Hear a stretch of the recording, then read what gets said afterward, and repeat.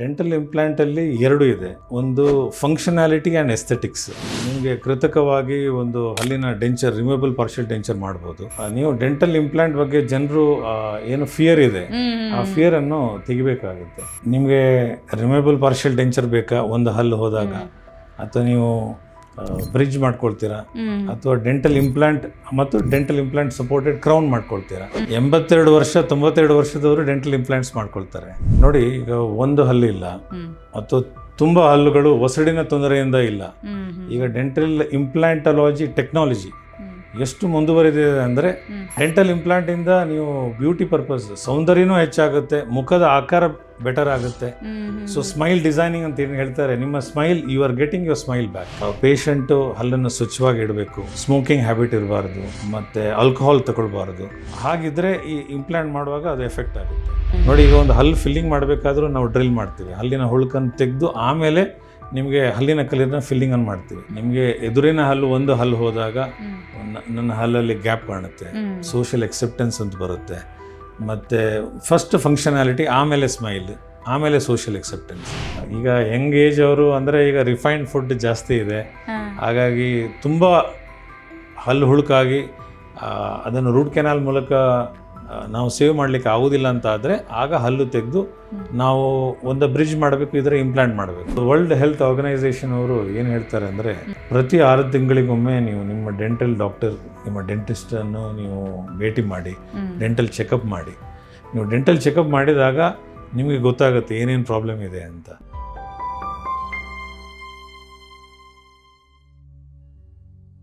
ವಿಜಯ ಕರ್ನಾಟಕ ವೀಕ್ಷಕರಿಗೆ ನಮಸ್ತೆ. ನಾನು ರಕ್ಷಾ ಕೋಟ್ಯಾನ್. ಒಂದು ವೇಳೆ ನಮ್ಮ ಚರ್ಮ ಕಿತ್ತೋಯ್ತು ಅಂತ ಹೇಳಿದ್ರೆ ಮತ್ತೆ ವಾಪಸ್ ಬೆಳೆಯುತ್ತೆ. ಇನ್ಫ್ಯಾಕ್ಟ್ ನಮ್ಮ ಲಿವರನ್ನು ಕಸಿ ಮಾಡಿದ್ವಿ ಅಂತ ಹೇಳಿದ್ರು ಕೂಡ ಅದು ಮತ್ತೆ ಗ್ರೋತ್ ಆಗುತ್ತಂತೆ. ಆದರೆ ನಾವು ದೊಡ್ಡವರಾದ್ಮೇಲೆ ಒಂದ್ಸಲ ನಮ್ಮ ಹಲ್ಲು ಹೋಯ್ತು ಅಂತ ಹೇಳಿದ್ರೆ ಮತ್ತೆ ನಮಗೆ ಹೊಸ ಹಲ್ಲು ಬರೋದಿಲ್ಲ.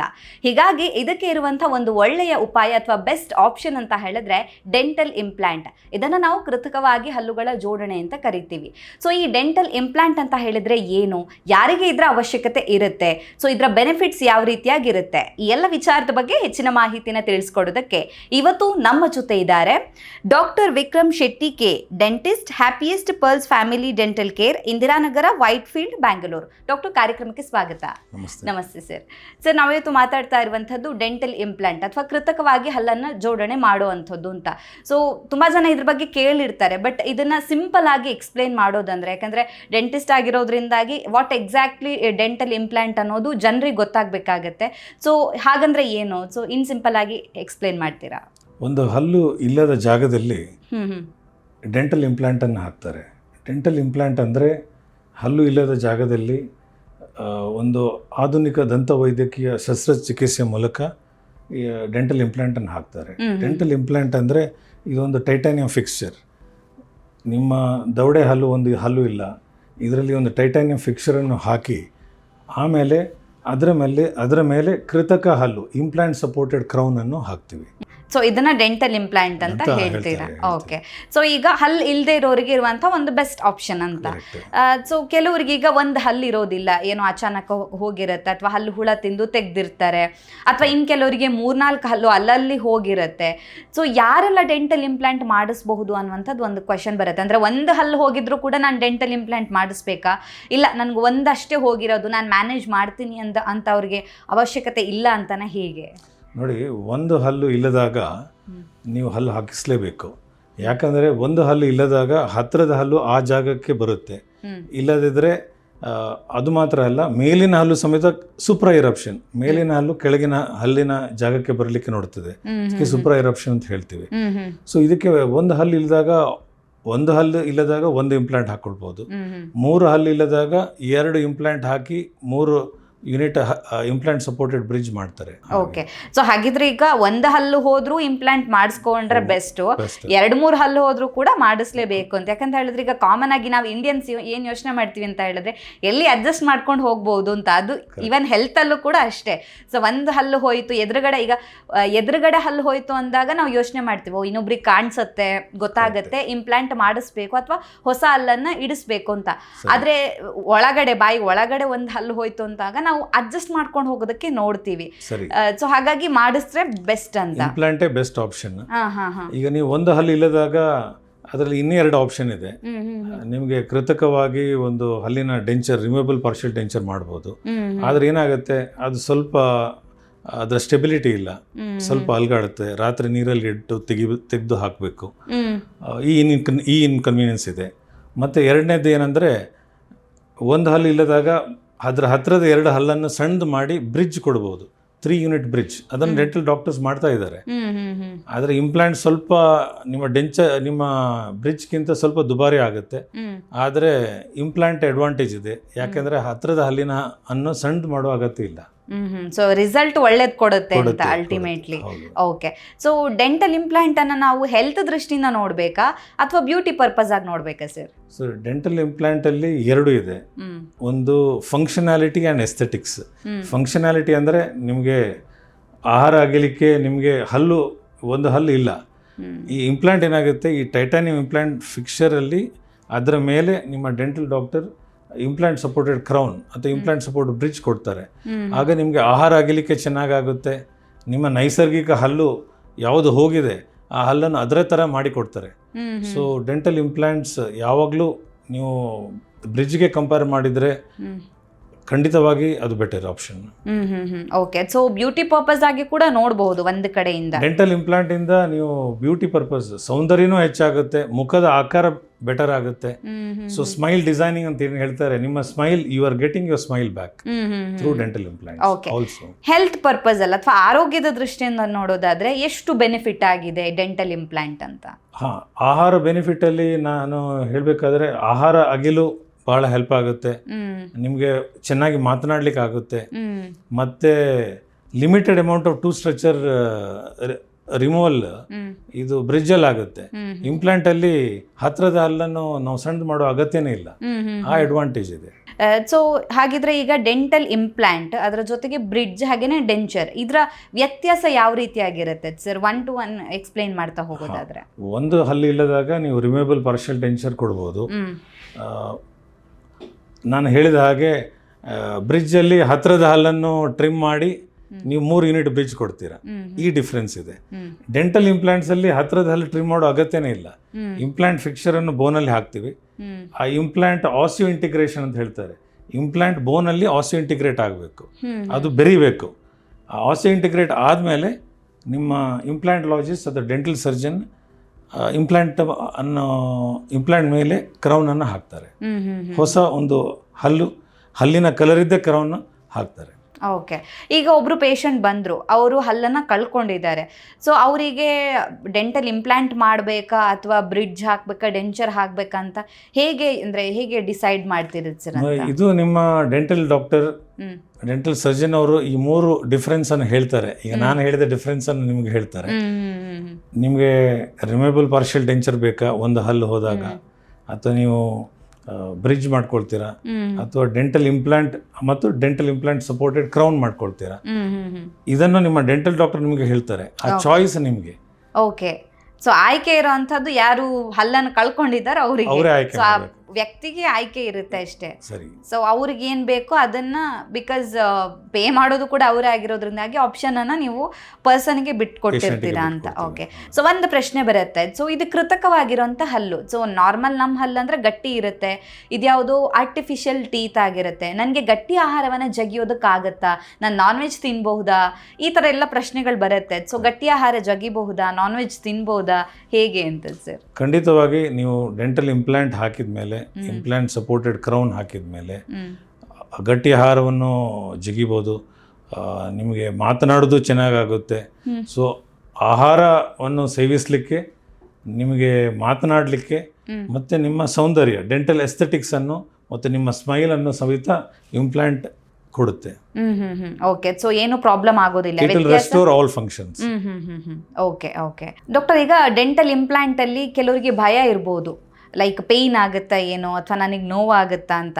ಸೊ ಟ್ರೀಟ್ಮೆಂಟ್ ಪ್ರೊಸೀಜರ್ ಯಾವ ಥರ ಇರುತ್ತೆ? ಸೊ ಹೇಗೆ ಇದನ್ನು ಎಕ್ಸ್ಪ್ಲೈನ್ ಮಾಡೋದಾದರೆ? ನೋಡಿ, ಈಗ ಒಂದು ಹಲ್ಲು ಇಲ್ಲ ಮತ್ತು ತುಂಬ ಹಲ್ಲುಗಳು ಒಸಡಿನ ತೊಂದರೆಯಿಂದ ಇಲ್ಲ. ಈಗ ಡೆಂಟಲ್ ಇಂಪ್ಲಾಂಟಾಲಜಿ ಟೆಕ್ನಾಲಜಿ ಎಷ್ಟು ಮುಂದುವರೆದಿದೆ ಅಂದರೆ, ಯಾವುದೇ ಒಂದು ಡೆಂಟಲ್ ಇಂಪ್ಲಾಂಟ್ ಮಾಡುವವರು ಇದನ್ನು ಡೆಂಟಲ್ ಸರ್ಜನ್ ಅಥವಾ ಇಂಪ್ಲಾಂಟಾಲಜಿಸ್ಟ್ ಅಂತ ಹೇಳ್ತಾರೆ. ಅಂದರೆ ಅವರು ಇಂಪ್ಲಾಂಟಲ್ಲಿ ತರಬೇತಿ ಹೊಂದಿರುತ್ತಾರೆ. ಓಕೆ. ಎರಡನೇದು ಏನಂದರೆ ಇಂಪ್ಲಾಂಟ್ ಮಾಡೋ ಮೊದಲು ಅವರು ಇಂಜೆಕ್ಷನ್ ಕೊಡ್ತಾರೆ, ಲೋಕಲ್ ಅನೆಸ್ಥೀಷಿಯಾ ಅಂತ. ಅದರಿಂದಾಗಿ ನೋವು ಇರುವುದಿಲ್ಲ ಅಂತಲ್ಲ, ಬಹಳ ಮಿನಿಮಲ್ ಪೇಯ್ನಲ್ಲಿ ಇದು ಇಂಪ್ಲಾಂಟ್ ಪ್ರೊಸೀಜರ್ ಆಗುತ್ತೆ. ಒಂದು ಹಲ್ಲು ಹೇಗೆ ನೀವು ತೆಗಿತೀರಾ ಇಂಜೆಕ್ಷನ್ ಕೊಟ್ಟು ಡಾಕ್ಟ್ರು, ಆಗ ಸ್ವಲ್ಪ ನೋವು ಇರುತ್ತೆ ಅಷ್ಟೇ. ಅದೇ ಥರ ಡೆಂಟಲ್ ಇಂಪ್ಲಾಂಟು ಅಷ್ಟೇ, ಇದು it is A minimal procedure with minimal pain. Okay, ಈಗ ಒಂದ್ಸಲ ಡೆಂಟಲ್ ಇಂಪ್ಲಾಂಟ್ ಮಾಡಿಸಿದ ಮೇಲೆ ಅದು ಲೈಫ್ ಟೈಮ್ ಅಂತ ಹೇಳ್ಬೋದು. ಈಗ ಒಂದು 30-35 ಏಜಲ್ಲಿ ಒಬ್ರಿಗೆ ಏನೋ ಅಪ್ಪಿತಪ್ಪಿ ಹಲ್ಲು ಹೋಯಿತು, ಆ ಟೈಮಲ್ಲಿ ಹಾಕಿದ್ದಾರೆ, ಲೈಫ್ ಲಾಂಗ್ ಅದು ಇರುತ್ತೆ ಅಂತ ಹೇಳೋದಕ್ಕಾಗುತ್ತೆ ಸರ್? ಇದಕ್ಕೆ ನೀವು ನೋಡಿದರೆ ಪರ್ಸೆಂಟೇಜ್ ಆಫ್ ಸಕ್ಸಸ್ ಅಂತ ಬರುತ್ತೆ. ಇದರಲ್ಲಿ ತುಂಬ ಫ್ಯಾಕ್ಟರ್ಸ್ ಇದೆ. ಪೇಷಂಟು ಹಲ್ಲನ್ನು ಸ್ವಚ್ಛವಾಗಿ ಇಡಬೇಕು, ಮತ್ತು ಸ್ಮೋಕಿಂಗ್ ಹ್ಯಾಬಿಟ್ ಇರಬಾರ್ದು, ಮತ್ತು ಆಲ್ಕೋಹಾಲ್ ತಗೊಳ್ಬಾರ್ದು. ಹಾಗಿದ್ರೆ ಈ ಇಂಪ್ಲಾಂಟ್ ಮಾಡುವಾಗ ಅದು ಎಫೆಕ್ಟ್ ಆಗುತ್ತೆ. ನೀವು ಚೆನ್ನಾಗಿ ಸ್ವಚ್ಛವಾಗಿ ಇಡ್ತಾ ಇದ್ದೀರಾ, ನಿಮ್ಮ ಹಲ್ಲುಗಳನ್ನು ಒಸಡುಗಳನ್ನು ಚೆನ್ನಾಗಿ ಇಡ್ತಾ ಇದ್ದೀರಾ, ಖಂಡಿತವಾಗಿ ಇಂಪ್ಲಾಂಟ್ ಒಂದು ಲೈಫ್ ಲಾಂಗ್ ಸ್ಪ್ಯಾನ್ ಆಗಿ ಬರುತ್ತೆ. Okay okay. ಸೊ ಹ್ಯಾಬಿಟ್ಸ್ ಬಗ್ಗೆ ಹೇಳಿದ್ರಿ, ಹ್ಯಾಬಿಟ್ಸ್ ಇತ್ತು ಈ ಥರ ಅಂತ ಹೇಳಿದ್ರೆ ಪ್ರಾಬ್ಲಮ್ ಆಗ್ಬೋದು ಅಂತ. ಹೇಗೆ ಸರ್ ಕನೆಕ್ಷನ್ಸ್ ಹೇಗಿರುತ್ತೆ? ಈಗ ಆಲ್ಕೋಹಾಲ್ ಆಗಿರ್ಬೋದು, ಸ್ಮೋಕಿಂಗ್, ಅದಕ್ಕೂ ಡೆಂಟಲ್ ಇಂಪ್ಲಾಂಟಿಗೂ ಹೇಗೆ ಕನೆಕ್ಷನ್ಸ್ ಇರುತ್ತೆ ಅಂತ? ಅಂದರೆ ನೀವು ಇಂಪ್ಲಾಂಟ್ ಮಾಡಿದಾಗ ಟೈಟಾನಿಯಂ ಇಂಪ್ಲಾಂಟನ್ನು ಬೋನಲ್ಲಿ ಹಾಕ್ತಾರೆ. ಸೊ ಆ ಇಂಪ್ಲಾಂಟ್ ಆಸಿ ಇಂಟಿಗ್ರೇಷನ್ ಮೂಲಕ ಮೂಳೆಯೊಟ್ಟಿಗೆ ಅದು ಬೆರೀತದೆ. ಸೊ ಪೇಷಂಟ್ ಸ್ಮೋಕ್ ಮಾಡಿದರೆ ಅಥವಾ ಆಲ್ಕೋಹಾಲ್ ತಗೊಂಡ್ರೆ ಬೋನ್ ಆಸಿ ಇಂಟಿಗ್ರೇಟ್ ಆಗೋದಿಲ್ಲ, ಆಗ ಇಂಪ್ಲಾಂಟ್ ಫೇಲ್ಯೂರ್ ಆಗುತ್ತೆ. Okay okay. ಸೊ ಇದ್ರ ಬಗ್ಗೆ ಒಂದು ಹೇಳ್ದಂಗೆ ನೋವಾಗುತ್ತೆ ಅನ್ನೋದು ಒಂದು ಭಯ ಇರುತ್ತೆ. ಸೊ ನೀವು ಹೇಳಿದ್ರೆ ಅದಕ್ಕೆ ಅನಸ್ತೇಷಿಯಾ ಕೊಡ್ತಾರೆ, ಸೊ ವರಿ ಮಾಡುವಂಥ ಅವಶ್ಯಕತೆ ಇಲ್ಲ ಅಂತ. ಬಟ್ ನಾವು ಫೋನಲ್ಲಿ ಅಥವಾ ಗೂಗಲಲ್ಲಿ ಫೋಟೋ ತೆಗೆದು ಅಂದರೆ ಡೆಂಟಲ್ ಇಂಪ್ಲಾಂಟ್ ಫೋಟೋ ನೋಡಿದಾಗ ಏನೋ ಅದರಲ್ಲಿ ಒಂದು ರೀತಿ ಕೆಳಗಡೆ ಮೊಳೆ ಥರ ಇರುತ್ತೆ, ಅಥವಾ ನಮ್ಮ ದವಡೆಯನ್ನು ತೂತು ಮಾಡ್ತಾರೆ ಅನ್ನೋ ಥರ ಜನಕ್ಕೆ ಭಯ ಆಗುತ್ತೆ. ನಿಜವಾಗಿಯೂ ಹೇಗೆ ಅಂದರೆ ಡ್ರಿಲ್ ಮಾಡ್ತಾರೆ ಅನ್ನೋ ಥರದ್ದು ಇರುತ್ತೆ. ಸೊ ಹೇಗೆ ಅಂತ ಸರ್ ಇದ್ರ ಬಗ್ಗೆ ಹೇಳೋದಾದ್ರೆ? ನೀವು ಡೆಂಟಲ್ ಇಂಪ್ಲಾಂಟ್ ಬಗ್ಗೆ ಜನರು ಏನು ಫಿಯರ್ ಇದೆ, ಆ ಫಿಯರನ್ನು ತೆಗಿಬೇಕಾಗುತ್ತೆ. ನೀವು ಒಂದು ಏನಂದರೆ ಡೆಂಟಲ್ ಇಂಪ್ಲಾಂಟನ್ನು ನಾನು ಹೇಳಿದ ಹಾಗೆ ಲೋಕಲ್ ಅನೆಸ್ಥೀಷಿಯಾ ಕೊಟ್ಟು ಮಾಡ್ತೀವಿ, ಇಂಜೆಕ್ಷನ್ ಕೊಟ್ಟು ಮಾಡ್ತಾರೆ. ಸೊ ಮಿನಿಮಲ್ ಪೇನ್ ಇದೆ, ಏನೋ ಒಂದು ಸ್ವಲ್ಪ ಮಿನಿಮಲ್ ಸ್ವೆಲ್ಲಿಂಗ್ ಬರ್ಬೋದು ಆ ದಿವಸ. ಅದಕ್ಕೆ ನಿಮಗೆ ಪೇನ್ ಕಿಲ್ಲರ್ ಕೊಡ್ತಾರೆ, ಇನ್ಫೆಕ್ಷನ್ ಆಗದಾಗೆ ಆಂಟಿಬಯೋಟಿಕ್ಸ್ ಕೊಡ್ತಾರೆ. ಮತ್ತು ಇಂಪ್ಲಾಂಟ್ ಹಾಕುವಾಗ ಟೈಟಾನಿಯಂ ಇಂಪ್ಲಾಂಟನ್ನು ಇಂಪ್ಲಾಂಟ್ ಡ್ರಿಲ್ ಮಾಡಿ ಬೋನ್ ಒಳಗೆ ಇಂಪ್ಲಾಂಟ್ ಹಾಕ್ತಾರೆ. ಆ ಫಿಯರ್ ಇದೆ. ನಾನು ಹೇಳಿದ ಹಾಗೆ ಇಂಪ್ಲಾಂಟ್ ತರಬೇತಿ ಹೊಂದಿದವರು, ಡೆಂಟಲ್ ಸರ್ಜನ್ ಆಗಲಿ, ಇಂಪ್ಲಾಂಟ್ ಸ್ಪೆಷಲಿಸ್ಟ್, ಇಂಪ್ಲಾಂಟ್ಲಾಜಿಸ್ಟ್ ಅವರೇ ಹಾಕ್ತಾರೆ. ಸೊ ಅವರು ನರಕ್ಕೆ ಡ್ಯಾಮೇಜ್ ಆಗದಾಗಿ ಚೆನ್ನಾಗಿ ಹಾಕ್ತಾರೆ. ಸೊ ಅದರಿಂದಾಗಿ ಡ್ರಿಲ್ ಮಾಡುವಾಗ ಹೆದರಿಕೆ ಆಗುತ್ತೆ. ಅದನ್ನು ಆ ಹೆದರಿಕೆಯನ್ನು ನೀವು ತೆಗಿಬೇಕಾಗತ್ತೆ.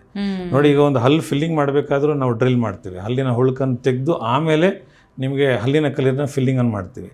ಅದೇ ಥರ ಡೆಂಟಲ್ ಇಂಪ್ಲಾಂಟು ಅಷ್ಟೇ.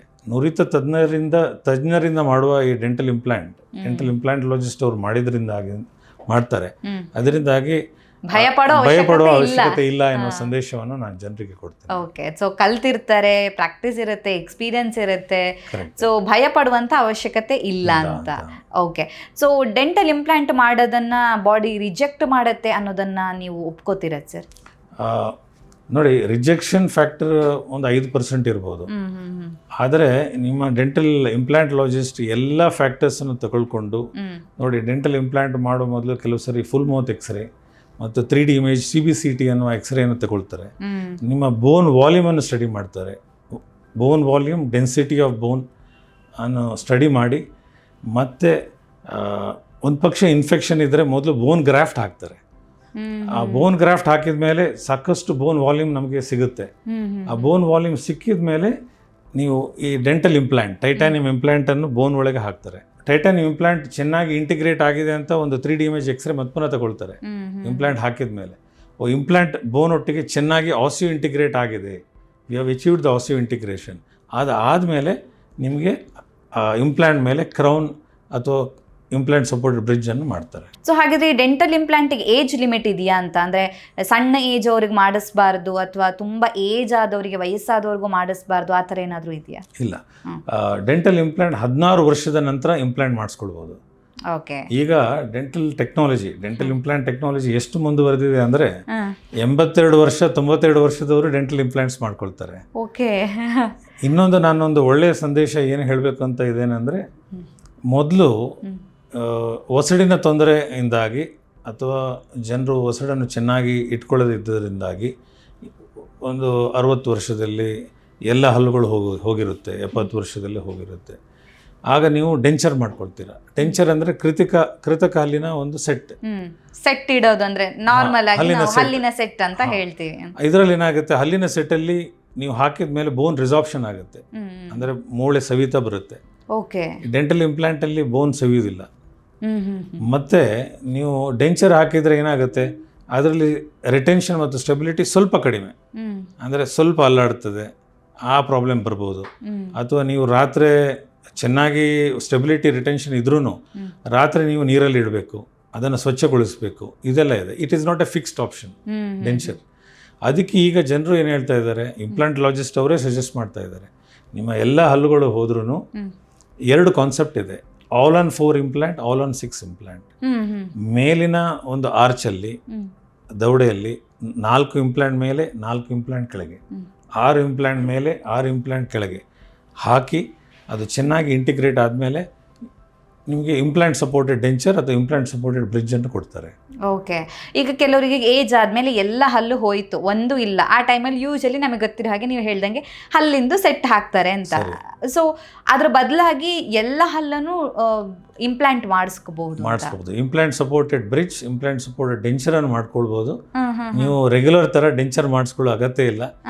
ಜನರು ಈ ಹೊಸ ಇಂಪ್ಲಾಂಟ್ ಟೆಕ್ನಾಲಜಿ ಅಡ್ವಾಂಟೇಜ್ ಅನ್ನು ತಗೊಳ್ಬೇಕು. ಓಕೆ.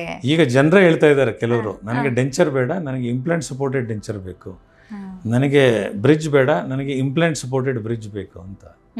ಈ ಟೆಕ್ನಾಲಜಿಯನ್ನು ಜನರು ಡೆಫಿನೆಟ್ ಆಗಿ ತಗೊಳ್ಬೋದು, ಅದರ ಅಡ್ವಾಂಟೇಜ್ ಅನ್ನು ತಗೊಳ್ಬೋದು. Okay okay. ಸೊ ಜನರು ಕೂಡ ನಿಧಾನವಾಗಿ ಹಲ್ ಸೆಟ್ಟಿಂದ ಡೆಂಟಲ್ ಇಂಪ್ಲಾಂಟಿಗೆ ಬರ್ತಾ ಇದ್ದಾರೆ ಅಂತ. Okay okay. ಸೊ ಅದು ಶೇಪ್ ಕೂಡ ಬೆಸ್ಟ್ ಶೇಪನ್ನು ಕೊಡುತ್ತೆ ಅಂತ ಹೇಳ್ತಾರೆ, ಅಂದರೆ ಕಂಪ್ಯಾರಿಟಿವ್ಲಿ ಸ್ವಲ್ಪ ಫೇಸ್ ಇದು ಶೇಪ್. ಈಗ ನಮಗೆ ಹಲ್ಲು ಹೋಯ್ತು ಅಂತ ಹೇಳಿದಾಗ ನಮ್ದು ಆ್ಯಕ್ಚುಲ್ ಶೇಪ್ ಸ್ವಲ್ಪ ಹೊರಟೋಗ್ಬಿಡುತ್ತೆ ಮುಖದ ಹತ್ರ. ಸೊ ಇದು ಆ ವಿಚಾರದಲ್ಲಿ ನೋಡಿದ್ರೆ ಬೆಸ್ಟ್ ಅಂತ ಹೇಳ್ತೀರಾ? ಖಂಡಿತವಾಗಿ. ನಿಮಗೆ ಎದುರಿನ ಹಲ್ಲು ಒಂದು ಹಲ್ಲು ಹೋದಾಗ ನನ್ನ ಹಲ್ಲಲ್ಲಿ ಗ್ಯಾಪ್ ಕಾಣುತ್ತೆ, ಸೋಷಿಯಲ್ ಎಕ್ಸೆಪ್ಟೆನ್ಸ್ ಅಂತ ಬರುತ್ತೆ, ಮತ್ತು ಫಸ್ಟ್ ಫಂಕ್ಷನಾಲಿಟಿ, ಆಮೇಲೆ ಸ್ಮೈಲ್, ಆಮೇಲೆ ಸೋಷಿಯಲ್ ಎಕ್ಸೆಪ್ಟೆನ್ಸ್. ಈ ಡೆಂಟಲ್ ಇಂಪ್ಲಾಂಟ್ ಮೂಲಕ ಒಂದು ಹಲ್ಲನ್ನು ರಿಪ್ಲೇಸ್ ಮಾಡುತ್ತೆ. ನಿಮ್ಗೆ 2-3 ಹಲ್ಲು ಹೋದ್ರೂ 2 ಇಂಪ್ಲಾಂಟ್ ಮಾಡಿ ಇಂಪ್ಲಾಂಟ್ ಸಪೋರ್ಟೆಡ್ ಕ್ರೌನ್ಸ್ ಕೊಡ್ತಾರೆ. ಈಗ ಇನ್ನೂ ಒಂದು ಸ್ಟೆಪ್ ಮುಂದೆ ಹೋಗಿ ಎಲ್ಲ ಹಲ್ಲುಗಳು ಹೋದ್ರೂ ಒಸಡಿನ ತೊಂದರೆಯಿಂದ ನೀವು ಕಂಪ್ಲೀಟ್ ಮೌತ್ ರಿಹ್ಯಾಬಿಲಿಟೇಷನ್ 4 ಅಥವಾ 6 ಇಂಪ್ಲಾಂಟ್ ಮೇಲಿನ ದವಡೆಯಲ್ಲಿ, ಕೆಳಗೆ 6 ಅಥವಾ 4 ಇಂಪ್ಲಾಂಟ್ ಹಾಕಿ ಇಂಪ್ಲಾಂಟ್ ಸಪೋರ್ಟೆಡ್ ಬ್ರಿಡ್ಜ್ ಅಥವಾ ಇಂಪ್ಲಾಂಟ್ ಸಪೋರ್ಟ್ ಡೆಂಚರನ್ನು ಮಾಡಿಸ್ಕೊಳ್ಬೋದು. ಈ ಸಂದೇಶ ನಮ್ಮ ಸಮಾಜಕ್ಕೆ ಬಹಳ ಉಪಯುಕ್ತ ಆಗುತ್ತೆ ಅಂತ ಅನ್ನುವ ನನ್ನ ಒಂದು ಅನಿಸಿಕೆ. ಓಕೆ. ಒಂದೇ ಸಲ 2 ಹಲ್ಲಿದ್ದು ಇಂಪ್ಲಾಂಟ್ ಮಾಡ್ಬೋದಾ? 2 ಅಥವಾ 3 ಹಲ್ಲು ಹೋಗಿದೆ ಅಂತ ಹೇಳಿದ್ರೆ ಅವ್ರು ಒಂದ್ಸಲ ಬರ್ತಾರೆ, ಈಗ ಇದಕ್ಕೆ ಡೆಂಟಲ್ ಕೇರ್ಗೆ ಬರ್ತಾರೆ, ಆ ಟೈಮಲ್ಲಿ ಒಂದೇ ಸಲ ಮಾಡಬೇಕಾಗತ್ತಾ ಅಥವಾ ಒನ್ ಬೈ ಒನ್ ಒಂದಾದ್ಮೇಲೆ ನೆಕ್ಸ್ಟ್ ಇನ್ನೊಂದು ಸತಿ ಬರಬೇಕಾಗತ್ತಾ, ಹೇಗೆ ಅಂತ ಸರ್? ಡೆಂಟಲ್ ಇಂಪ್ಲಾಂಟ್ಸ್ನ ಟೆಕ್ನಾಲಜಿ ಎಷ್ಟು ಮುಂದುವರೆದಿದೆ ಅಂದರೆ ಅದರಲ್ಲಿ 2 ಬೇರೆ ಬೇರೆ ಟೆಕ್ನಿಕ್ಸ್ ಇದೆ. ಇದು ಡೆಂಟಲ್ ಇಂಪ್ಲಾಂಟಲಾಜಿಸ್ಟ್ ಅವರು ಪ್ಲಾನ್ ಮಾಡ್ತಾರೆ. ಸೊ ಒಂದು ಟೆಕ್ನಿಕ್ ಪ್ರಕಾರ ಈಗ ಇನ್ಫೆಕ್ಷನ್ ಇದೆ, ಬೋನ್ ಕಡಿಮೆ ಇದೆ, ಹಾಗೇನು ಮಾಡ್ತಾರೆ, ಬೋನ್ ಗ್ರಾಫ್ಟ್ ಹಾಕ್ತಾರೆ, ಕೃತಕ ಬೋನ್ ಗ್ರಾಫ್ಟ್ ಹಾಕ್ತಾರೆ, ಅಥವಾ ಅವರು ಆ ಬೋನ್ ಗ್ರಾಫ್ಟನ್ನು ಚೂಸ್ ಮಾಡ್ತಾರೆ. ಪೇಷಂಟ್ ಓನ್ ಬೋನ್ ಗ್ರಾಫ್ಟ್ ಹಾಕ್ತಾರೆ ಅಥವಾ ಕೃತಕ ಬೋನ್ ಗ್ರಾಫ್ಟ್ ಹಾಕ್ತಾರೆ. ಒಮ್ಮೆ ಸಫಿಷಿಯೆಂಟ್ ಬೋನ್ ಆದಮೇಲೆ ಇಂಪ್ಲಾಂಟ್ ಹಾಕ್ತಾರೆ. ಸೊ ಕೆಲವು ಸರಿ ಬೋನ್ ಗ್ರಾಫ್ಟ್ ಹಾಕಿದ ಮೇಲೆ ಒಂದು 2 ತಿಂಗಳು ಅಥವಾ 3 ತಿಂಗಳಾದಮೇಲೆ ಕರೀತಾರೆ. ಆಮೇಲೆ ಈ CBCT ಎಕ್ಸ್ರೇನ ತೆಗಿತಾರೆ, ಸಫಿಷಿಯೆಂಟ್ ಬೋನ್ ಫಾರ್ಮ್ ಆಗಿದೆ, ಹಾಗಾಗಿ ನಾನೀಗ ಇಂಪ್ಲಾಂಟ್ ಹಾಕ್ಬೋದು ಎನ್ನುವ ಒಂದು ಡಿಸಿಷನ್ನು ನಿಮ್ಮ ಇಂಪ್ಲಾಂಟಲಾಜಿಸ್ಟ್ ತಗೊಳ್ತಾರೆ. ಆಗ ಅವರು ಇಂಪ್ಲಾಂಟ್ ಹಾಕ್ತಾರೆ. ಆಮೇಲೆ ಪುನಃ ನಿಮ್ಮನ್ನು ಒಂದು 2 ತಿಂಗಳು ಬಿಟ್ಟು ಕರೀತಾರೆ. ಆಮೇಲೆ ಅವರು ಇಂಪ್ಲಾಂಟ್ ಸಪೋರ್ಟೆಡ್ ಕ್ರೌನನ್ನು ಹಾಕ್ತಾರೆ ಮೆಷರ್ಮೆಂಟ್ ತಗೊಂಡು. ಇದು ಒಂದು ವಿಧಾನ, ಇದು ಒಂದು ಟೆಕ್ನಿಕ್. ಇನ್ನೊಂದು ಟೆಕ್ನಿಕ್ ಏನಂದರೆ, ಇನ್ನೊಂದು ಟೈಪ್ ಇಂಪ್ಲಾಂಟ್ಸ್ ಬರುತ್ತೆ, ಅದರಲ್ಲಿ ಹಲ್ಲನ್ನು ತೆಗೆದು ಇಮಿಡಿಯೇಟ್ ಇಂಪ್ಲಾಂಟ್ ಹಾಕಿ, ಆ ಇಮಿಡಿಯೇಟ್ ಇಂಪ್ಲಾಂಟ್ ಹಾಕಿದ ಮೇಲೆ ಒಂದು 3-4 ವಾರದಲ್ಲಿ ನೋವು ಕಡಿಮೆ ಆಗುತ್ತೆ. ಸೊ ಏನಾದರೂ ಸ್ವಲ್ಪ ನೋವು ಇದ್ದರೆ, ಏನಾದರೂ ಸ್ವಲ್ಪ ಡಿಸ್ಕಂಫರ್ಟ್ ಇದ್ದರೆ, ಆ 3-4 ವಾರ ಆದ ಕೂಡಲೇ ಇಮಿಡಿಯೇಟ್ ಆಗಿ ಇಂಪ್ಲಾಂಟ್ ಸಪೋರ್ಟೆಡ್ ಬ್ರಿಡ್ಜೇ ಕೊಟ್ಬಿಡ್ತಾರೆ, ಅಪ್ಪರ್ ಆ್ಯಂಡ್ ಲೋವರ್. 3-4 ವಾರದಲ್ಲಿ ನಿಮಗೆ ಕಂಪ್ಲೀಟ್ ಇಂಪ್ಲಾಂಟ್ ಸಪೋರ್ಟೆಡ್ ಬ್ರಿಡ್ಜ್ ಸಿಗುತ್ತೆ. ಮೊದಲು ಹೇಗೆ ಡೆಂಚರ್ ಸಿಗ್ತಾ ಇತ್ತು ಹಾಗೆ ಈಗ ಇಂಪ್ಲಾಂಟ್ ಸಪೋರ್ಟೆಡ್ ಬ್ರಿಡ್ಜ್ ಸಿಗ್ತಾ ಇದೆ. ಓಕೆ, ತುಂಬಾ ಅಡ್ವಾನ್ಸ್ ಆಗಿ ಬಂದಿದೆ ಇವಾಗ ಟ್ರೀಟ್ಮೆಂಟ್ ಆಪ್ಷನ್ಸ್ಗಳು ಕೂಡ ಅಂತಾನೆ ಹೇಳ್ಬೋದು. ಓಕೆ, ಸೊ ಹಾಗಿದ್ರೆ ಈಗ 2-3 ಹಲ್ಲು ಹೋಗಿದ್ರು ಕೂಡ ಡೆಂಟಲ್ ಇಂಪ್ಲಾಂಟ್ ಮಾಡಬಹುದು ಅಂತ ಹೇಳಿದ್ರಿ. ಓಕೆ, ಈಗ ಹೆಲ್ತ್ ಕಂಡೀಷನ್ ಅಲ್ಲಿ ಈಗ ವಯಸ್ಸು ಅಂತ ಬಂದಾಗ 16 ವರ್ಷ ಮೇಲ್ಪಟ್ಟವರಲ್ಲಿ ಡೆಂಟಲ್ ಇಂಪ್ಲಾಂಟ್ ಮಾಡಿಸಬಹುದು ಅಂತ ಹೇಳಿದ್ರಿ. ಈಗ ಕೆಲವರಿಗೆ ಡಯಾಬಿಟಿಸ್ ಇರುತ್ತೆ ಅಥವಾ ಅನ್ಕಂಟ್ರೋಲ್ಡ್ BP ಇರುತ್ತೆ ಅಥವಾ ಬೇರೆ ಏನಾದ್ರೂ ಆರೋಗ್ಯ ಸಮಸ್ಯೆಗಳು ಇರಬಹುದು, ಅಂತವರಿಗೆ ಡೆಂಟಲ್ ಇಂಪ್ಲಾಂಟ್ ಮಾಡಿಸಬಹುದಾ ಅಂತ ಬರುತ್ತೆ. ಯಾವುದಾದ್ರೂ ಪೇಷಂಟ್ಸ್ ಭಾಳ ಕಾಮನ್ ಇದೆ ಈಗ ಡಯಾಬಿಟಿಸ್ ಅಲ್ಲಿ ಬರುತ್ತಾರೆ. ಡಯಾಬಿಟಿಸ್ ಇದ್ದಾಗ ಶುಗರ್ ಕಂಟ್ರೋಲ್ ಇರ್ತದೆ, ನಿಮ್ಮ ಡೆಂಟಲ್ ಡಾಕ್ಟರ್ ಟೆಸ್ಟ್ ಬರೀತಾರೆ. ಆಮೇಲೆ ಶುಗರ್ ಕಂಟ್ರೋಲ್ ಆಗಿರಬೇಕು, ಮತ್ತು ಹೈ ಬ್ಲಡ್ ಪ್ರೆಷರ್ ಇದ್ದವರಿಗೆ ಅವರ ಮೆಡಿಕೇಶನ್ ತಗೊಂಡು ಬ್ಲಡ್ ಪ್ರೆಷರ್ ಕಂಟ್ರೋಲಲ್ಲಿ ಇರಬೇಕು. ಮತ್ತು ಕಾರ್ಡಿಯೋವ್ಯಾಸ್ಕ್ಯುಲರ್ ಡಿಸೀಸ್, ಹೃದಯದ ಯಾವ್ದಾದ್ರು ಸಮಸ್ಯೆ ಇದ್ದರೆ ಅದರ ಮೆಡಿಕೇಶನ್ ಅವ್ರು ತಗೊಳ್ಬೇಕು. ಅಗತ್ಯ ಇದ್ದರೆ ನಿಮ್ಮ ಡೆಂಟಲ್ ಡಾಕ್ಟರ್ ನಿಮ್ಮ ಕಾರ್ಡಿಯಾಲಜಿಸ್ಟ್ ಹತ್ರ ಮಾತಾಡಿಕೊಂಡು ಆ ಎಲ್ಲ ಪ್ರಿಕಾಷನನ್ನು ಅವ್ರು ತಗೊಳ್ತಾರೆ, ಯಾಕೆಂದರೆ ಅವ್ರಿಗೆ ಆ ಎಕ್ಸ್ಪೀರಿಯನ್ಸ್ ಇದೆ. ಸೊ ನಿಮ್ಮ ಡೆಫಿನೆಟ್ಲಿ ನಿಮ್ಮ ಡಯಾಬಿಟಿಸ್ ಶುಗರ್ ಕಂಟ್ರೋಲ್ ಇರಲೇಬೇಕು, ಹೈ ಬ್ಲಡ್ ಪ್ರೆಷರ್ ಕಂಟ್ರೋಲಲ್ಲಿ ಇರಬೇಕು. ಹಾರ್ಟ್ ಪ್ರಾಬ್ಲಮ್ ಇದ್ದರೆ ಅದಕ್ಕೆ ತಕ್ಕ ಔಷಧಿಯನ್ನು ಕೊಟ್ಟು ಮತ್ತು ಪೇನ್ ಕಿಲ್ಲರ್ ಆ್ಯಂಟಿಬಯೋಟಿಕ್ಸನ್ನು ಕೊಟ್ಟು ಇನ್ಫೆಕ್ಷನ್ ಆಗದ ಹಾಗೆ ಆ ಪ್ರೊಸೀಜರ್ ಇಂಪ್ಲಾಂಟ್ ಮಾಡೋ ಮೊದಲು ಇದೆಲ್ಲ ನೀವು ಪ್ರಿಕಾಷನ್ ತಗೊಂಡೇ ಅವ್ರು ಇಂಪ್ಲಾಂಟ್ ಮಾಡ್ತಾರೆ. ಓಕೆ, ಸೊ ಡಯಾಬಿಟಿಸ್ ಇದ್ದವ್ರಿಗೂ ಮಾಡ್ತೀರಾ, ಆದ್ರೆ ಅವರಿಗೆ ಏನಂತ ಹೇಳಿದ್ರೆ ಕಂಟ್ರೋಲ್ಡ್ ಆಗಿರ್ಬೇಕಾಗತ್ತೆ. ಖಂಡಿತವಾಗಿ ಅವರಿಗೆ ಶುಗರ್ ಕಂಟ್ರೋಲ್ ಇರಬೇಕು, ಬ್ಲಡ್ ಪ್ರೆಷರ್ ನಾರ್ಮಲ್ ಆಗಿರಬೇಕು, ಕಾರ್ಡಿಯೋವ್ಯಾಸ್ಕ್ಯುಲರ್ ಡಿಸೀಸ್ ಇದ್ರೆ ಆ ಔಷಧಿ ತಗೊಂಡು ಆ ಪ್ರಿಕಾಷನ್ ತಗೊಂಡೇ ನಾವು ಇಂಪ್ಲಾಂಟಾಲಜಿಸ್ಟ್ ಅವರು ಇಂಪ್ಲಾಂಟ್ಸ್ ಹಾಕ್ತಾರೆ. ಓಕೆ, ಸೊ ಹಾಗಿದ್ರೆ ಯಾರು ಇಂಪ್ಲಾಂಟ್ ಮಾಡಿಸ್ಕೋಬೇಕು ಯಾರು ಮಾಡಬಾರ್ದು ಅಂತ ಬಂದಾಗ 16 ವರ್ಷದ ಕೆಳಗಿರೋರಿಗೆ ಮಾಡಲ್ಲ. ಅದನ್ನ ಬಿಟ್ಟು ಡಯಾಬಿಟಿಸ್ BP ಅನ್ಕಂಟ್ರೋಲ್ಡ್ ಇತ್ತು ಅಂತ ಹೇಳಿದ್ರೆ ಕಂಟ್ರೋಲ್ ಆಗೋವರೆಗೂ ವೆಯ್ಟ್ ಮಾಡ್ತೀರಾ ಅಂತ. ಅದನ್ನ ಬಿಟ್ಟು ಇಂಥವ್ರಿಗೆ ಮಾಡಬಾರ್ದು ಅನ್ನೋ ಥರದ್ದು ಏನಾದರೂ ಇದೆಯಾ? ಇಲ್ಲ, ಆ ಥರದ್ದು ಏನೂ ಇಲ್ಲ, ಎಲ್ರಿಗೂ ಮಾಡಿಸ್ಬಹುದು, ಏನೋ ಪ್ರಾಬ್ಲಮ್ ಇರೋದಿಲ್ಲ ಅಂತ. ಓಕೆ ಡಾಕ್ಟರ್, ಹಾಗಿದ್ರೆ ಈಗ ಈ ಡೆಂಟಲ್ ಇಂಪ್ಲಾಂಟ್ ಬಗ್ಗೆ ನೀವು ಯಾವುದಾದ್ರೂ ಮಿತ್ಸ್ ಅನ್ನ ಕೇಳಿದ್ದೀರಾ ಅಥವಾ ತಪ್ಪು ಕಲ್ಪನೆಗಳಿದ್ದಾವೆ ಅಥವಾ ಪೇಷಂಟ್ಗಳು ಅಥವಾ ಜನರು ಬಂದು ನಿಮ್ಮ ಹತ್ರ ಮಾತಾಡಬೇಕಾದ್ರೆ ನಿಮ್ಗೆ ಅನ್ಸುತ್ತಾ ಇದ್ರ ಬಗ್ಗೆ ಇನ್ನೂ ಅವೇರ್ನೆಸ್ ಬೇಕಾಗುತ್ತೆ ಡೆಂಟಲ್ ಇಂಪ್ಲಾಂಟ್ ಬಗ್ಗೆ ಅಂತ? ಇಂಪ್ಲಾಂಟ್ಸ್ ಹಾಕಿದ್ರೆ ಡ್ರಿಲ್ ಮಾಡ್ತಾರೆ, ಇಂಪ್ಲಾಂಟ್ಸ್ ಆಗುವಾಗ ನೋವು ಆಗ್ಬೋದು, ಮತ್ತು ನರಕ್ಕೆ ಏನಾದರೂ ತೊಂದರೆ ಆಗುತ್ತಾ ಅಂತ. ಸೊ ನಾನು ಏನು ಹೇಳ್ತೇನೆ ಅಂದರೆ dental implant is a safe procedure. ಆ ಫಿಯರನ್ನು ಬಿಟ್ಬಿಡಿ. ಹಲ್ಲು ತೆಗೆದಾಗ ನಿಮಗೆ ಯಾವ ಕೇರ್ ತಗೊಳ್ತೀರಾ? ನೀವು ಶುಗರ್ ಎಲ್ಲ ಕಂಟ್ರೋಲ್ ಮಾಡಿರ್ತೀರಾ, ಮತ್ತು ಇಂಜೆಕ್ಷನ್ ಕೊಟ್ಟೆ ಹಲ್ಲು ತೆಗಿತಾರೆ. ಅದೇ ಥರ dental implants also is a safe procedure. So ಅದನ್ನು ನಿಮ್ಮ ಡೆಂಟಲ್ ಡಾಕ್ಟರ್ ಅವರು ಎಲ್ಲ ಕೇರ್ ತಗೊಂಡು ಮಾಡ್ತಾರೆ. ಸೊ ಇಂಜೆಕ್ಷನ್ ಕೊಟ್ಟು ಮಾಡ್ತಾರೆ, ಲೋಕಲ್ ಅನೆಸ್ಥಿಷಿಯಾ ಕೊಟ್ಟು ಮಾಡ್ತಾರೆ, ಅದರಿಂದಾಗಿ ನಿಮಗೆ ನೋವು ಆಗೋದಿಲ್ಲ. ಏನಾದ್ರು minimal pain, minimal swelling. So ಅದರಿಂದಾಗಿ dental implant is a very safe procedure. On on average ಎಷ್ಟು ಸಲ ಬರಬೇಕಾಗುತ್ತೆ ಹಾಸ್ಪಿಟಲ್ಗೆ ಅಂತ? ಅಂದರೆ ಡೇ ಕೇರ್ ಪ್ರೊಸೀಜರೇ ಇರುತ್ತಲ್ವ ಸರ್ ಇದು? ಡೇ ಕೇರ್ ನಿಮ್ಮ ಡೆಂಟಲ್ ಕ್ಲಿನಿಕಲ್ಲೇ ಇಂಪ್ಲಾಂಟ್ಸ್ ಅನ್ನು ಮಾಡ್ಲಿಕ್ಕಾಗುತ್ತೆ. ಈಗ ಮಲ್ಟಿಪಲ್ ಇಂಪ್ಲಾಂಟ್ಸ್ ಇದ್ರೂ ನಿಮಗೆ ಅದು ನಿಮ್ಮ ಡೆಂಟಲ್ ಇಂಪ್ಲಾಂಟಾಲಜಿಸ್ಟ್ ಅದು ಡೆಂಟಲ್ ಸರ್ಜನ್ ಅವರು ಡಿಸೈಡ್ ಮಾಡ್ತಾರೆ. ಒಂದು 2 to 4 ವಿಸಿಟ್ಸ್ ಅಲ್ಲಿ ಆಗುತ್ತೆ, ಎಲ್ಲಾನು ಕಂಪ್ಲೀಟ್ ಆಗಿ ಆಗ್ಬಿಡುತ್ತೆ. ಆ ಟೈಮ್ ಡ್ಯೂರೇಷನ್ ಅನ್ನು ನಿಮ್ಮ ಇಂಪ್ಲಾಂಟಾಲಜಿಸ್ಟ್ ಅದು ಡೆಂಟಲ್ ಸರ್ಜನ್ ಡಿಸೈಡ್ ಮಾಡ್ತಾರೆ. ಆ ಪರ್ಸನ್ ಮೇಲೆ ಡಿಪೆಂಡ್ ಆಗಿರಲೂಬಹುದು. ನಿಮ್ಮ ಬೋನ್ ವಾಲ್ಯೂಮ್, ನಾನು ಹೇಳಿದಾಗೆ bone density, bone volume, any presence of infection, ನಿಮ್ಮ ಮೆಡಿಕಲ್ ಕಂಡೀಷನ್, ಇದರ ಮೇಲೆ ನಿಮ್ಮ ಡೆಂಟಲ್ ಡಾಕ್ಟರ್ ಡಿಸೈಡ್ ಮಾಡಿ. ಅದಕ್ಕಿಂತ ಮುಂಚೆ ಹಾಗಾದ್ರೆ ಟೆಸ್ಟ್ ಇರುತ್ತೆ ಸರ್? ಅದೇ ನಿಮಗೆ ಶುಗರ್ ಇದ್ರೆ ನಿಮಗೆ ಶುಗರ್ ಟೆಸ್ಟ್ ಹೇಳ್ತಾರೆ ಹಾಗೆ. ಓಕೆ, ಫಸ್ಟ್ ಟೆಸ್ಟ್ ಮಾಡಿ ಅದಾದ್ಮೇಲೆ ಶುಗರ್ ಕಂಟ್ರೋಲ್ ಇರಬೇಕು, ಅದು ಅದರ ಮೆಡಿಕೇಶನ್ ನಿಮಗೆ ಕೊಟ್ಟು ಆಮೇಲೆ ಡೆಂಟಲ್ ಇಂಪ್ಲಾಂಟ್ ಪ್ರೊಸೀಜರ್ ಸ್ಟಾರ್ಟ್ ಮಾಡ್ತಾರೆ. ಓಕೆ ಸರ್, ನಿಮ್ಮ ಎಕ್ಸ್ಪೀರಿಯನ್ಸ್ ಅಲ್ಲಿ ನೀವು ನೋಡಿರೋ ಹಾಗೆ ಯಾವ ಏಜ್ ಅವರು ಹೆಚ್ಚಾಗಿ ಡೆಂಟಲ್ ಇಂಪ್ಲಾಂಟ್ ಮಾಡಿಸ್ಕೋತಾರೆ? ಅಂದ್ರೆ ಯಂಗ್ ಏಜ್ ಅವರು ಕೂಡ ಬರ್ತಾರಾ ಹೇಗೆ ಅಂತ? ಈಗ ಯಂಗ್ ಏಜ್ ಅವರು ಅಂದ್ರೆ ಈಗ ರಿಫೈನ್ಡ್ ಫುಡ್ ಜಾಸ್ತಿ ಇದೆ, ಹಾಗಾಗಿ ತುಂಬ ಹಲ್ಲು ಹುಳುಕಾಗಿ ಅದನ್ನು ರೂಟ್ ಕೆನಾಲ್ ಮೂಲಕ ನಾವು ಸೇವ್ ಮಾಡಲಿಕ್ಕೆ ಆಗೋದಿಲ್ಲ ಅಂತ ಆದರೆ ಆಗ ಹಲ್ಲು ತೆಗೆದು ನಾವು ಒಂದು ಬ್ರಿಡ್ಜ್ ಮಾಡಬೇಕು, ಇದರ ಇಂಪ್ಲಾಂಟ್ ಮಾಡಬೇಕು. ಅದು ಇಂಪ್ಲಾಂಟ್ ಮಾಡಿದ್ರೇ ಒಳ್ಳೆಯದು, ಯಾಕಂದರೆ ಹತ್ತಿರದ ಹಲ್ಲನ್ನು ಟ್ರಿಮ್ ಮಾಡೋದು, ಸಣ್ಣ ಮಾಡುವ ಅಗತ್ಯನೇ ಇಲ್ಲ. Dental implant is one of the best procedures. Okay, so youngsters ಬರ್ತಾರೆ ಹಾಗಾದ್ರೆ ಡೆಂಟಲ್ ಇಂಪ್ಲಾಂಟ್ ಮಾಡಿಸ್ಕೊಳ್ಳೋದಕ್ಕೆ ಬರ್ತಾರೆ? ಖಂಡಿತವಾಗಿ ಬರ್ತಾರೆ. ಎಲ್ಲ ಈಗ ಹಲ್ಲಿಲ್ಲ ಅಂತಂದರೆ ಫಸ್ಟ್ ಆಪ್ಷನ್ ಡೆಂಟಲ್ ಇಂಪ್ಲಾಂಟ್, ಆಮೇಲೆ ಸೆಕೆಂಡ್ ಆಪ್ಷನ್ ಬ್ರಿಡ್ಜ್, ಮೂರನೇ ಆಪ್ಷನ್ ರಿಮೂವಬಲ್ ಪಾರ್ಷಿಯಲ್ ಡೆಂಚರ್.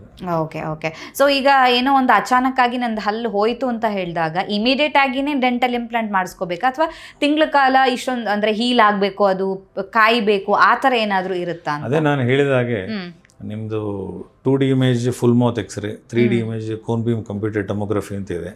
ಆ ಎಕ್ಸ್ರೇ ನೋಡಿಕೊಂಡು ನಿಮ್ಮ ಬೋನ್ ವಾಲ್ಯೂಮನ್ನು ನೋಡಿಕೊಂಡು ನಿಮ್ಮ ಮೆಡಿಕಲ್ ಕಂಡೀಷನ್ ನೋಡಿಕೊಂಡು ನಿಮ್ಮ ಇಂಪ್ಲಾಂಟ್ಲಾಜಿಸ್ಟ್ ಅವರ ಅಡ್ವೈಸ್ ತಗೊಂಡು ಆ ಪ್ರೋಟೋಕಾಲ್ ಫಾಲೋ ಮಾಡ್ಕೊಂಡು ಇಂಪ್ಲಾಂಟ್ ಮಾಡಿ. ಆಗ ನಿಮ್ಮ ಇಂಪ್ಲಾಂಟ್ ಪ್ರೊಸೀಜರ್ ಸೇಫ್ ಆಗಿರುತ್ತೆ. ಯಾವ ಒಂದು ಫಿಯರ್ ಬೇಡ. ಆ ಫಿಯರ್ ಒಂದು ಹೆದರಿಕೆಯನ್ನು ನೀವು ತೆಗಿರಿ. ಓಕೆ, ನೀವು dental implant is one of the best procedures. Okay, ಅದಕ್ಕಿಂತ ಮುಂಚೆ ಎಕ್ಸ್ರೇ ಇರುತ್ತೆ, ಸೊ ಟೆಸ್ಟ್ಗಳೆಲ್ಲ ಇದ್ದೇ ಇರುತ್ತೆ. ಅದಾದ್ಮೇಲೆ ಡಿಸೈಡ್ ಮಾಡ್ತಾರೆ ಡೆಂಟಿಸ್ಟು ಏನು ಹಾಕಬೇಕು, ಯಾವ ಡೆಂಟಲ್ ಇಂಪ್ಲಾಂಟ್ ಮಾಡಿಸ್ಬೇಕು, ಏನು ಎತ್ತ ಅನ್ನೋದನ್ನ ಡಿಸೈಡ್ ಮಾಡ್ತಾರೆ ಅಂತ. ಓಕೆ, ಡೆಂಟಲ್ ಇಂಪ್ಲಾಂಟ್ ಆದ್ಮೇಲೆ ಹೇಗೆ ಕೇರ್ ತಗೋಬೇಕು ಅನ್ನೋದು ಒಂದು ಡೌಟ್ ಬರುತ್ತೆ. ಸೊ ಆಫ್ಟರ್ ದಟ್ ಹೇಗೆ ಅದ್ರ ಬಗ್ಗೆ ಕೇರ್ ತಗೋಬೇಕಾಗುತ್ತೆ? ಅದೇ ನಾನು ಹೇಳಿದ ಹಾಗೆ ಡೆಂಟಲ್ ಇಂಪ್ಲಾಂಟ್ ಮಾಡಿದ್ಮೇಲೆ ಹಲ್ಲನ್ನು ಸ್ವಚ್ಛವಾಗಿ ಇಡಬೇಕಾಗುತ್ತೆ. ಮತ್ತೆ ಸ್ಮೋಕಿಂಗ್ ಹ್ಯಾಬಿಟ್ ಇದ್ದವರು ಸ್ಮೋಕಿಂಗ್ ಮಾಡಬಾರ್ದು. ಆಲ್ಕೋಹಾಲ್ ಹ್ಯಾಬಿಟ್ ಇದ್ದವರು ಆಲ್ಕೋಹಾಲ್ ತಗೊಳ್ಬಾರ್ದು. ಚೆನ್ನಾಗಿ ಕ್ಲೀನ್ ಇಡಬೇಕು. ಮತ್ತು ಡಯಾಬಿಟೀಸ್ ಒಂದು ಪ್ರಕಾರ ಇದ್ದವರು ಶುಗರ್ ಕಂಟ್ರೋಲಲ್ಲಿ ಇರಬೇಕು. ಇಲ್ಲದಿದ್ದರೆ ಡಿಲೇಡ್ ಹೀಲಿಂಗ್ ಆಗಿ ನಿಮ್ಮ ಬೋನ್ ಗ್ರಾಫ್ಟ್ ಅದು ಆಸಿಯಂಟಿಗ್ರೇಟ್ ಆಗೋದಿಲ್ಲ. ಆ ಪ್ರಾಬ್ಲಮ್ಸ್ ಬರುತ್ತೆ. ಶುಗರ್ ಇದ್ದವರು ಶುಗರ್ ಕಂಟ್ರೋಲ್ ಮಾಡಬೇಕು.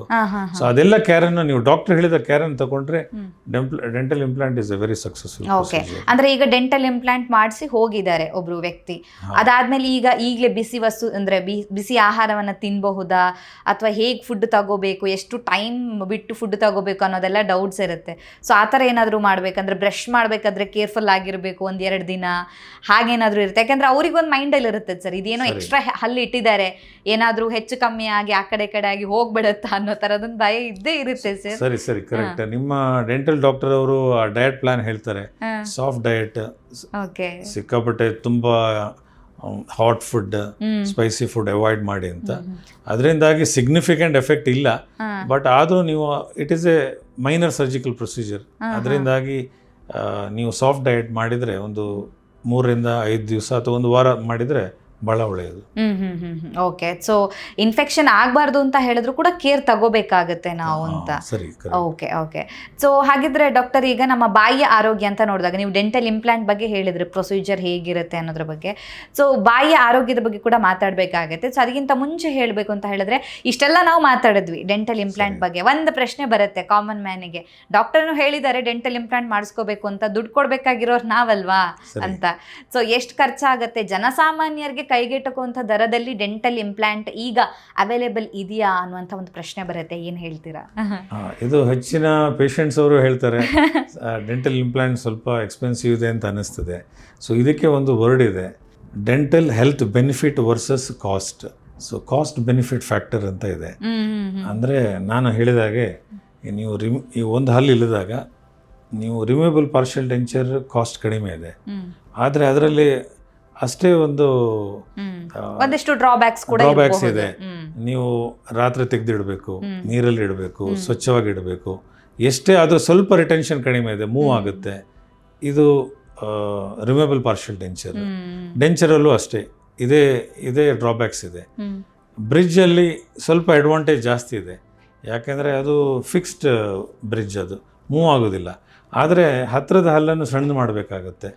ಮತ್ತು ಜನರು ಪೇಷಂಟ್ಸ್ ಕರೆಕ್ಟಾಗಿ ಕ್ಲೀನ್ ಹಿಡಿದಿದ್ರೆ ಹತ್ತಿರದ ಹಲ್ಲು ಹುಳುಕಾಗಿ ನೀವು ಬ್ರಿಡ್ಜ್ ಮಾಡಿದ್ರೂ ಸಮೇತ ಸ್ವಲ್ಪ ವರ್ಷ ಆದಮೇಲೆ ನೀವು ಬ್ರಿಡ್ಜ್ ತೆಗೆದು ಮತ್ತೊಂದು ರೂಟ್ ಕೆನಾಲ್ ಮಾಡಿ ಹೊಸ ಬ್ರಿಡ್ಜ್ ಮಾಡಬೇಕಾಗುತ್ತೆ. ನೋಡಿ, ಇದು ಒಂದು ಡ್ರಾಬ್ಯಾಕ್ ಆಗುತ್ತೆ. ಈ ಇಂಪ್ಲಾಂಟ್ ಮಾಡಿದರೆ ಏನಾಗುತ್ತೆ, ನೀವು ಸ್ವಚ್ಛವಾಗಿ ಇಟ್ಕೊಂಡ್ರೆ ಅದು ಲೈಫ್ ಸ್ಪ್ಯಾನ್ ಲಾಂಗ್ ಇದೆ. ಹತ್ತಿರದ ಹಲ್ಲು ಟ್ರಿಮ್ ಮಾಡೋದು, ಹತ್ತಿರದೆಲ್ಲನ್ನು ಸಣ್ಣ ಮಾಡುವ ಅಗತ್ಯ ಇಲ್ಲ. ಮತ್ತು ಈ ರಿಮೂವಬಲ್ ಪಾರ್ಷಿಯಲ್ ಡೆಂಚರ್ ಅದು ಡೆಂಚರ್ ಇರುವ ಒಂದು ಡ್ರಾಬ್ಯಾಕ್, ಅದು ರಿಟೆನ್ಷನ್ ಏನು ಸ್ವಲ್ಪ ಮೂವ್ಮೆಂಟ್ ಆಗುತ್ತೆ, ನೈಟ್ ತೆಗೆದಿಡಬೇಕು, ಇದೆಲ್ಲ ಡ್ರಾಬ್ಯಾಕ್ಸೇ ಇಲ್ಲ. ಸೊ ನಾವು ಎಲ್ಲಿ ಸೊ ಒಂದು ಹಲ್ಲು ಹೋದರೆ ನೀವು ಇಂಪ್ಲಾಂಟ್ ಮಾಡಿಸಿ, 3 ಹಲ್ಲು ಹೋದ್ರೂ ಇಂಪ್ಲಾಂಟ್ ಸಪೋರ್ಟೆಡ್ ಕ್ರೌನ್ ಮಾಡಿ, ಎಲ್ಲ ಹಲ್ಲುಗಳು ಹೋದ್ರೂ ನಾನು ಹೇಳಿದಾಗೆ ಇಂಪ್ಲಾಂಟ್ ಸಪೋರ್ಟೆಡ್ ಬ್ರಿಡ್ಜ್ ಅದು ಇಂಪ್ಲಾಂಟ್ ಸಪೋರ್ಟೆಡ್ ಡೆಂಚರನ್ನು ನೀವು ನಿಮ್ಮ ಡೆಂಟಲ್ ಸರ್ಜನ್, ನಿಮ್ಮ ಇಂಪ್ಲಾಂಟ್ಲಾಜಿಸ್ಟ್ ಅವರ ಒಂದು ಸಲಹೆಯನ್ನು ತಗೊಂಡು, ಎಲ್ಲ ಒಂದು ಪ್ರಿಕಾಷನ್ಸನ್ನು ತಗೊಂಡು, ಎಲ್ಲ ಫ್ಯಾಕ್ಟರ್ಸನ್ನು, ನಿಮ್ಮ ಡಾಕ್ಟರ್ ಹೇಳಿದ ಎಲ್ಲ ಒಂದು ಸಜೆಷನನ್ನು ಫಾಲೋ ಮಾಡಿ ಡೆಂಟಲ್ ಇಂಪ್ಲಾಂಟ್ಸನ್ನು ತಗೊಂಡು ನೀವು ನಿಮ್ಮ ಒಂದು ಫಂಕ್ಷನ್, ಒಳ್ಳೆಯ ಆಹಾರವನ್ನು ಅಗಿಯಲು ಆಗುತ್ತೆ, ನಿಮ್ಮ ಸೌಂದರ್ಯವನ್ನು ಮೇಂಟೈನ್ ಮಾಡಲಿಕ್ಕಾಗುತ್ತೆ. You will get both aesthetics and functionality in life. Okay, ಈಗ ಹಲ್ಲು ಹೋಗಿದೆ, ಡಾಕ್ಟರ್ ಇಂಟರ್ವ್ಯೂನ ನೋಡಿದ್ದಾರೆ, ಇಂಪ್ಲಾಂಟ್ ಮಾಡಿಸ್ಕೋಬೇಕಾ ಬೇಡವಾ ಅನ್ನುವಂಥ ಒಂದು ಕನ್ಫ್ಯೂಷನಲ್ಲಿ ಅಥವಾ ಡೌಟಲ್ಲಿ ಇರ್ತಾರೆ. ಸೊ ಏನು ಹೇಳಕ್ಕೆ ಇಷ್ಟಪಡ್ತೀರಾ? ಏನು ಹೆದರಿಕೆ ಇತ್ತು, ಇಂಪ್ಲಾಂಟ್ ಡ್ರಿಲ್ ಹಾಕಿದರೆ ನೋವಾಗುತ್ತಾ, ನಾನು ಎಲ್ಲ ಇದನ್ನು ನಾನು ಎಕ್ಸ್ಪ್ಲೇನ್ ಮಾಡಿ ಹೇಳಿದ್ದೇನೆ. ಖಂಡಿತವಾಗಿ implant is a safe procedure. ನೀವು ಇಂಪ್ಲಾಂಟನ್ನು ಖಂಡಿತವಾಗಿ ಮಾಡಿಸ್ಕೊಳ್ಬೋದು. ನಿಮ್ಮ ಡೆಂಟಲ್ ಡಾಕ್ಟರ್ ಹತ್ರ, ನಿಮ್ಮ ಇಂಪ್ಲಾಂಟಾಲಜಿಸ್ಟ್ ಹತ್ರ ನೀವು ಡಿಸ್ಕಷನ್ ಮಾಡಿ. ಆಮೇಲೆ implant is A very good and safe procedure ಅಂತ ನಾನು ಸಂದೇಶವನ್ನು ಕೊಡ್ತೀನಿ. ಓಕೆ ಡಾಕ್ಟರ್, ಕೊನೆಯದಾಗಿ ಬಾಯಿಯ ಆರೋಗ್ಯದ ಬಗ್ಗೆ ಅಥವಾ ನಮ್ಮ ಹಲ್ಲುಗಳನ್ನು ನಾವು ಎಷ್ಟು ಕೇರ್ಫುಲ್ ಆಗಿ ನೋಡ್ಕೋಬೇಕಾಗತ್ತೆ, ಆಸ್ ಅ ಡೆಂಟಿಸ್ಟ್ ಆಗಿ ನಿಮ್ಮ ಕಡೆಯಿಂದ ಏನಾದರೂ ಸಲಹೆಗಳಿದೆಯಾ ಅಂತ?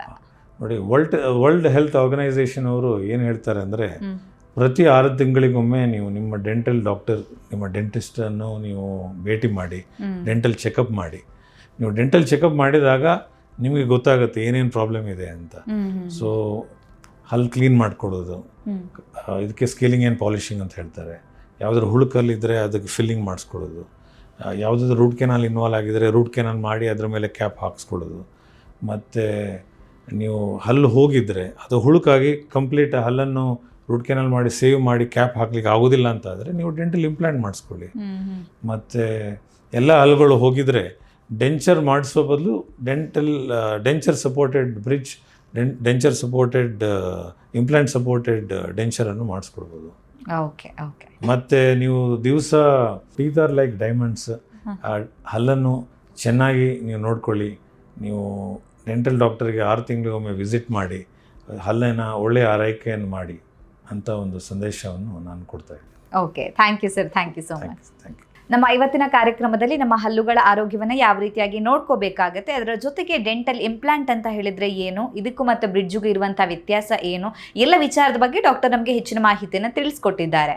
ಆರೋಗ್ಯಕ್ಕೆ ಸಂಬಂಧಿಸಿದಂಥ ಹೆಚ್ಚಿನ ವಿಡಿಯೋಗಳನ್ನು ನಮ್ಮ ವಿಜಯ ಕರ್ನಾಟಕ ಹೆಲ್ತ್ ಪೇಜ್ನಲ್ಲಿ ನೀವು ನೋಡಬಹುದು.